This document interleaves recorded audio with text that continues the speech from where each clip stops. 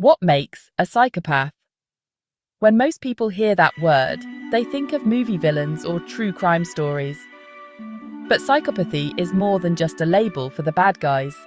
It's actually a real personality disorder, and understanding it is the first step toward hope, even for those living with it. So, what exactly is psychopathy? It's a personality disorder that affects how someone feels, thinks, and interacts with others.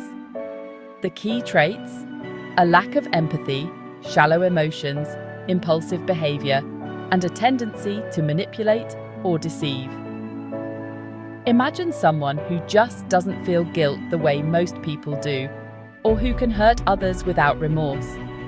That's not just being mean, there's something deeper going on in the brain. Now, let's be real.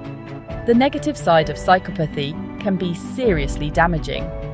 People with these traits often struggle to build real connections. Relationships fall apart, jobs don't last, and, in some cases, their actions can lead to crime or violence. It's not just hard on the person with psychopathy, but on everyone around them. Trust breaks, and the emotional scars can last a lifetime. But here's where things get interesting. Not everyone with psychopathic traits ends up hurting others, and not all are criminals.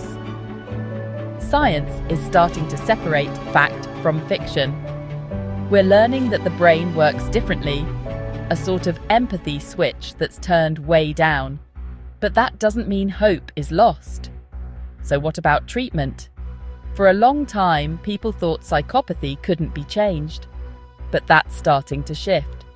New therapies focus on building skills like impulse control, understanding consequences, and even practicing empathy.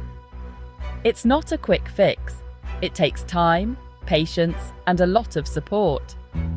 But with the right help, people can learn to manage their behavior and even lead more positive lives. If you're struggling with someone who shows these traits, don't blame yourself. Setting boundaries is important, and so is getting help for your own well-being. And if you recognize some of these patterns in yourself, reaching out to a mental health professional can be the first step in taking back control. Psychopathy is complicated.